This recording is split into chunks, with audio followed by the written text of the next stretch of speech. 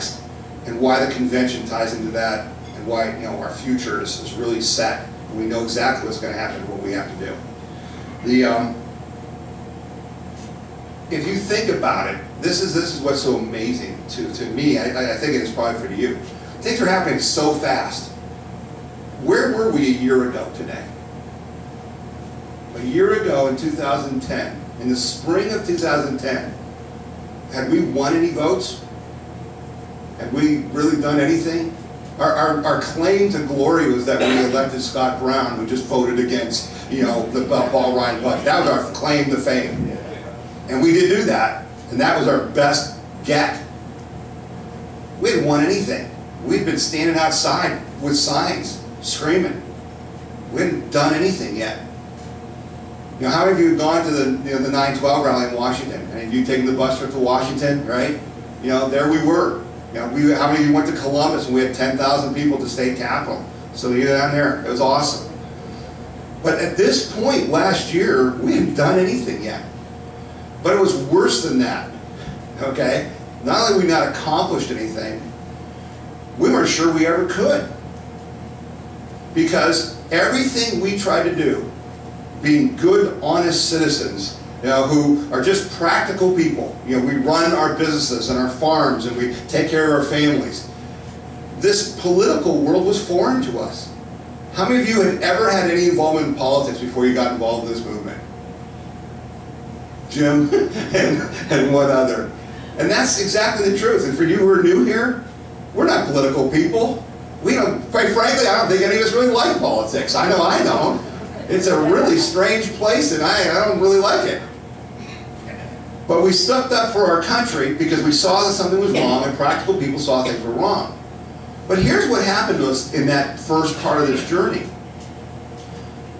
Basically, as practical people, if we have a problem with our car, if we took our car to the garage and it got fixed and then something wasn't right, you know, we pick up the phone and call the garage and talk to the guy and he says, bring it back and we fix the car. All right? If you have a problem with your doctor or you got something going on, you pick up the phone, call the doctor's office, he calls you back. You know, that's how reasonable people work. So we got involved in this movement when President Obama started his agenda of cap and trade and health care reform, all this. So what do? We pick up the phone and call our congressman, send him an email, send him a fax, said, hey, you know, I'd like to talk to you. Except they don't talk to you. And they don't call you back. Right? And that was foreign to us. We were like, I'm calling you. I called you back. You know, I don't understand. So that led us to the summer of rage, if you will, according to Nancy Pelosi and all those people, and the summer of rage, where all these angry old white people were standing up and yelling at their congressman. Well, the point is, we didn't have anything else to do because they wouldn't return our phone calls or our emails or talk to us. There's the only way we could get to them.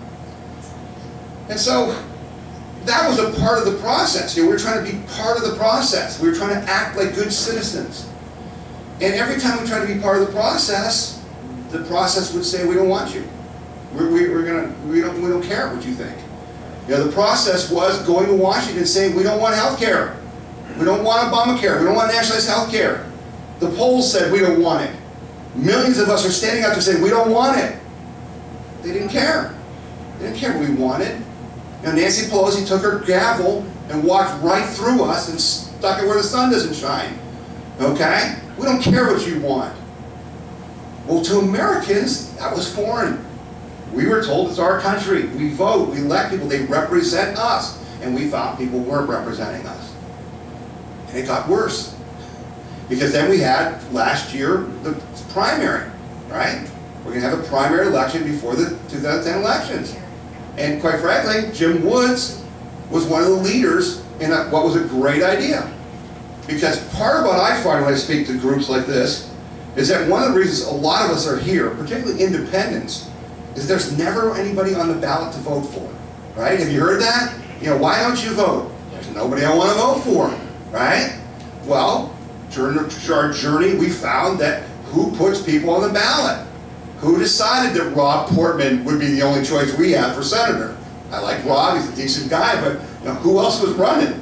I don't know, he's just anointed. Who anointed him? Well, Jim Woods, with his experience, understands state central committees. Right? How many of you are aware of state central committees? I think you guys are pretty up on that or not? All right, well, let's start with that.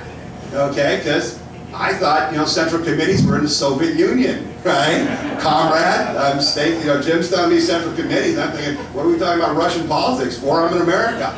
All right, so I didn't understand county central committees. You know, what the heck is the county central committee?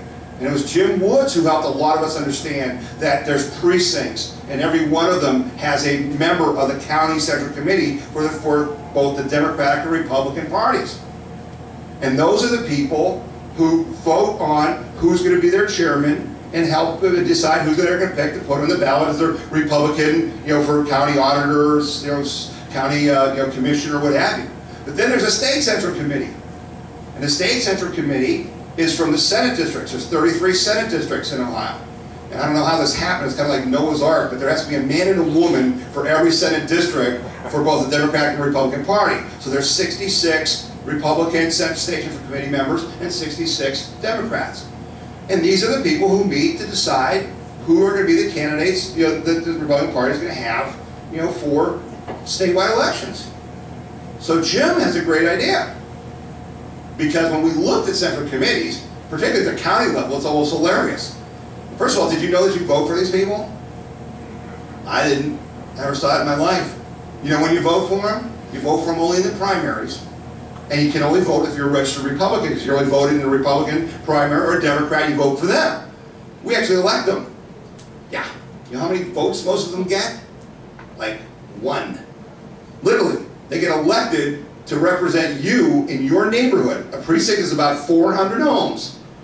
They elect you on the county central, they represent you in a county central committee when they get elected.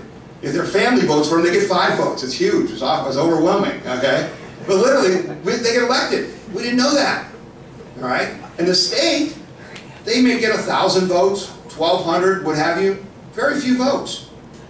The other part of the state central committee that we didn't know about was that it's the only statewide election, because you vote, where it is so low level, they do so little with it, that it's the only state race you can run in that you don't even have to file like financial reports or, you know, statewide election reports. You're literally exempt from all the rules that candidates have, because it's such a low level thing. So Jim says, you know what, this is last year. We, the Tea Party groups, need to put people up for the Republican State Central Committee, so that we can take over the State Central Committee and start putting people on the ballot that have our values, right? So let's get organized across the state, because it doesn't cost anything to run. And I think, Jim, I think it used to be you needed like 5 signatures to get on the ballot, and now you need like 0 or something like that, or maybe that's the county. In the county, you used to have to get like a petition to say, you know, I want to run for county commissioner or county central committee. You need like 5 signatures. Well, that was too much, so they waived this. They don't need any. You can literally walk down to the board of elections and say, I want to run for a county central committee in my precinct, and they just put you on the ballot. Literally. All right. In the state, I think they need like 5 or something, 5 signatures. You need 5 signatures to get on the ballot. Okay? So, wow, this is working out great for the Tea Party folks, right? We can do that. We're organized. All right? So we're going to go out and do this. And through Jim's effort, Steve Christopher's, and a bunch of other patriots, there's 66 seats. We found 42 people to run statewide for the State Central Committee. And we were going to do what Americans do. We were going to hold an election. We were going to go out and talk about our people and, you know, and see if we can get them elected. Now again, remember what I said a year ago, you know, we're trying to participate in the process, and the process doesn't want us. Okay? So here's one of the good examples of what we learned in the last year that is an important lesson. Once the Republican Party got word that we Tea Party folks were trying to run people for State Central Committee, this is a race, like I said, that is so low level they don't even have to file financial returns. Nobody spends any money on this at all. The Ohio Republican Party spent $1 million in 2 weeks during the primaries last year to defeat our Tea Party candidates. $1 million.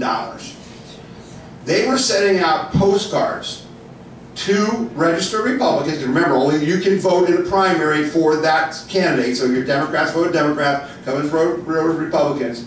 They were sending out postcards that said Tea Party values.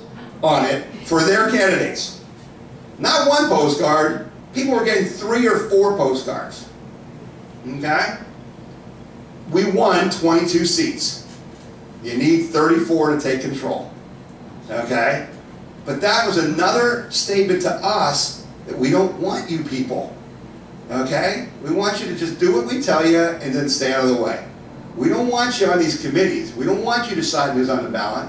We don't want you involved. Well, that was just against what we believe in. We're Americans. We think we're part of the process. We vote. We get represented. We didn't feel very represented. Okay? We still don't feel very represented. So about that time, the Portage County Tea Party was really at a point of decision. And I thought most Tea Parties and most Patriot groups and 912s were at the same point, but I since have learned that they really haven't even gotten to this point yet. We really were trying to understand if we had any purpose. Why did we exist? Because we called our representatives and sent them emails and faxes, and they did whatever they wanted. We went to Washington and protested, and they did whatever they wanted. We tried to participate in the primaries to get people on the ballot that we liked, and they didn't want us to participate. We then started to look at elections. We started to look at how do people get elected, and we came to a very sobering conclusion, and that was that the people who won were the people who had the most money, almost exclusively. Like 98.9% of the time. So where was the representative government? Where was your vote counts? Why did it matter that you participated? If you can buy any seat from dog catcher to president, how is that a democracy? Why do we exist? And unfortunately, the sad part of that is that if we indeed don't matter, if you indeed can say, I want to be a senator and I have the most money, so I'll give that to the party and I can be their candidate, if that's indeed the case, then really we're only left with one thing, and that's our Second Amendment rights. And we don't want that. We are not, despite the way they've labeled us, we are not people that want revolution. We do not want to have a civil war. We want to participate in the process. So, we were looking for alternatives. And people said to us, there's only one thing that beats money, and that's feet on the street. It's people. The only thing that beat money is people. And we said, okay, show us some examples. And he didn't have any. Sure didn't have many, let's put it that way. But we had no alternative. We had no alternative. It was either that or the Second Amendment, right? It's that or guns. So our Tea Party group decided that our single focus must be to prove that people can beat money. Our single focus. Because if we could not prove that, we would cease to exist. We would have no meaning. If you can't elect anybody, how do you participate in the process? So what we did is our members, at that time we were at about 350 to 400 members. We used our robocall technology, the phone calling system that we used to call around our county in the various townships and hold meetings, recruitment meetings, where we came and spoke to people and said, if you're wondering about the Tea Party, come into this meeting. And at every meeting, we added 100, 125, 150 people. Okay? We grew our party from 400 to 1,600 members by the summer of last year. Okay? We're now at 2,100 members in a county that's 155,000 population. 1 out of every 59 adults in Portage County is a member of the Portage County Tea Party. Okay? We went out and recruited. Our people, we formed a PAC. We formed a state PAC, which everyone said, you can't do that. Oh, the legal issues, the financial issues, oh my goodness, you can't do that. We did it. We raised the money. We hired a lawyer. After 5 lawyers who said they would help us in our county got a little phone call from other people in the county, and all backed out of representing us, and we had to leave our county to get a lawyer, okay? Because they don't want us in this process. They don't want us having a PAC, okay? And we decided that we're not playing games. This isn't a game. This isn't about trying. There is no trying in war. There's winning and losing. And there was no interest in us trying anything. We were all in, or we weren't going at all. So we formed our PAC. We had fundraising dinners, and we raised money so that we could endorse candidates. And there are groups in this movement who will not do that. There are groups in this movement who will not endorse, who will not work. And to me, that's like playing football and saying you won't cross the goal line. Doesn't work. You can't win that way. Put your money where your mouth is. Step up and stand for something. So we got together, and then we started having every candidate come to our meetings. We had Jim Trafficking come to our meetings, for God's sakes, okay? I mean, anybody could come to our meetings. We didn't just invite the Republicans, all right? We literally had everybody come. You know why? Because we're not partisan. We're Americans. We want to size them up. You can read in the paper about what somebody says, but it's a whole different thing to look them in the face and shake their hand and meet them. And we met them all. We met everyone from Kasich all the way down to our county commissioners and everybody else. Our members, not me just as a leader, our members, they came and spoke to us. All right? At the beginning of that effort, because Portage County is overwhelmingly Democrat, of 109,000 registered voters, 34,000 are Democrat, 14,000 are Republican. We were told that Governor Kasich wouldn't even stop in our county, would never even come by. It's unwinnable. It's unwinnable. But he did stop. Very briefly, he was coming on I-76, he stopped and came to a little hotel and met with us for 45 minutes. But when he met with us, he was impressed. Because we had 130 people there at 11 o'clock on a Friday morning to meet with him. When the Republican Party called us and said, he might stop, but we can't do anything. We can't get anybody there. If you Tea Party people want to meet with him, go ahead. And we did. So we endorsed. And so people said, you know, to beat big money, you need to have people, feet on the street, door to door. Just like we're talking about doing the healthcare amendment, door to door. And people said to me, people with political experience, people who have been around a long time, said, your members will not go door to door. You won't get 5 people to go.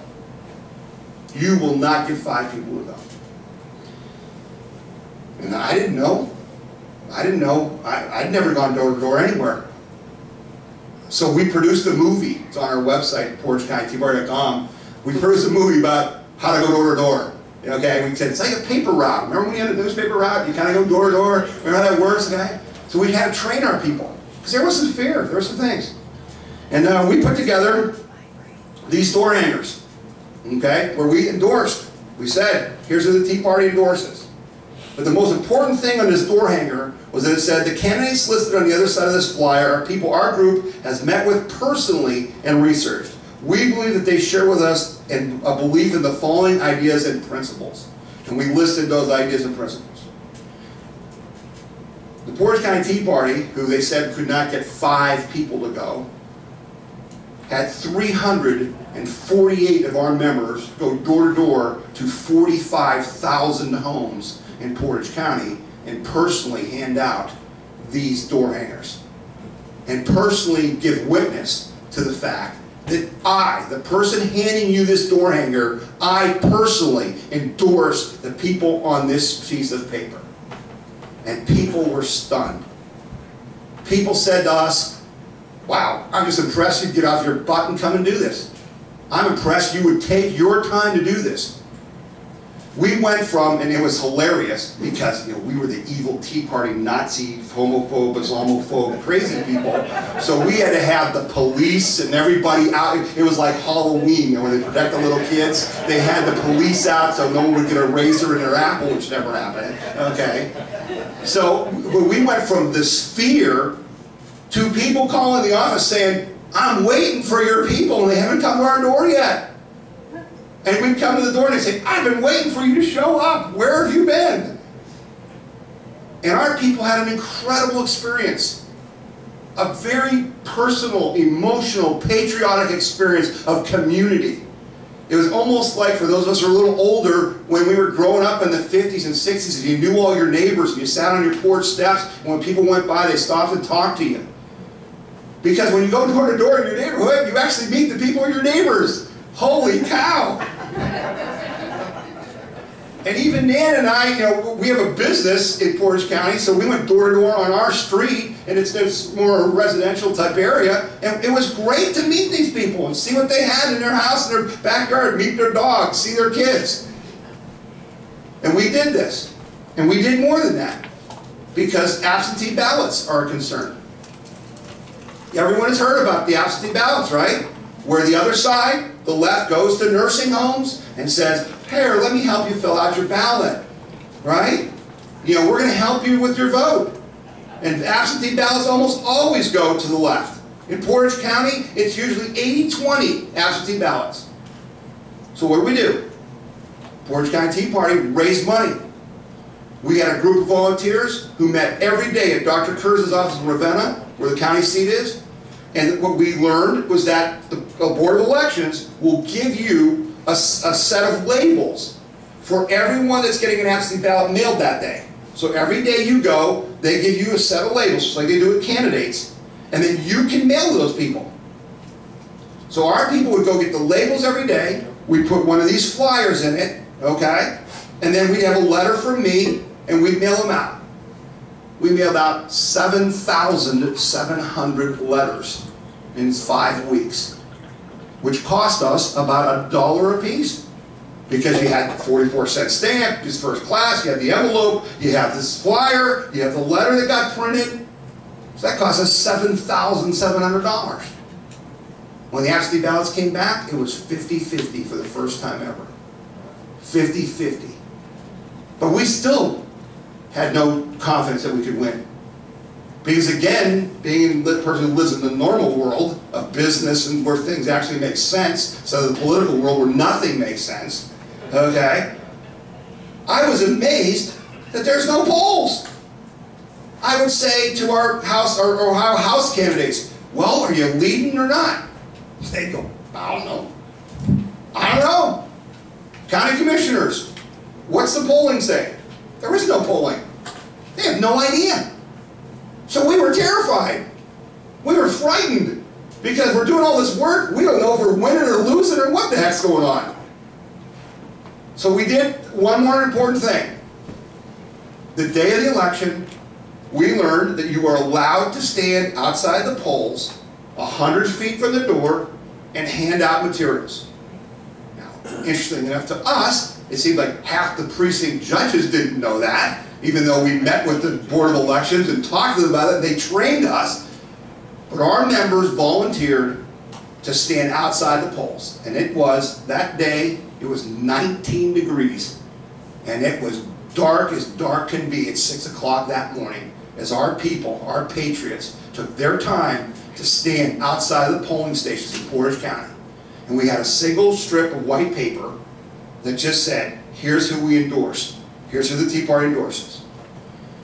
And we know that from our own voting experience that most people come to vote for a single candidate or an issue. In other words, you know whether you're going to vote for Kasich or Strickland, but who the heck are you voting for Ohio Supreme Court? You know, I don't know. Who are these people? So we stood out there with these little sheets of paper, and we think we won the election on that day. Because people came up to us and said, thank you for what you're doing. Can I have one of these sheets of paper? And I started getting reports from the polling stations that like everyone that was coming to vote had our sheet of paper in their hand when they went to the booth.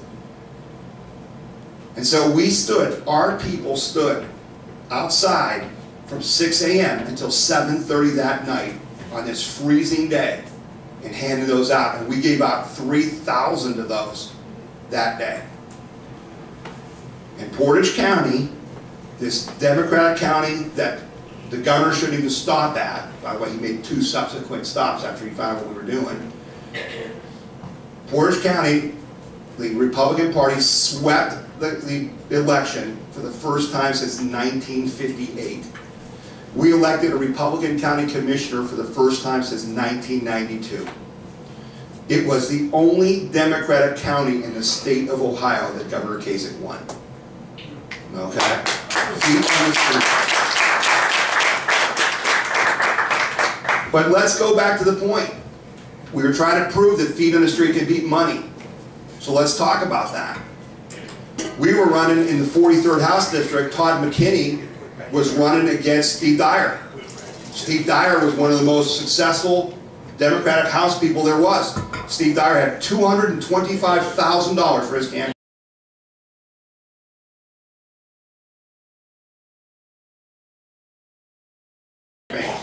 Todd McKinney had $42,000. Todd McKinney won by like 15% over an incumbent Democrat in a Democratic county. It's part Portage and part Summit. In the county commissioner's race, Tommy Jo Marsilio, the Republican, spent $11,000. Her opponent spent $96,000. And Tommy Jo Marsilio won that race.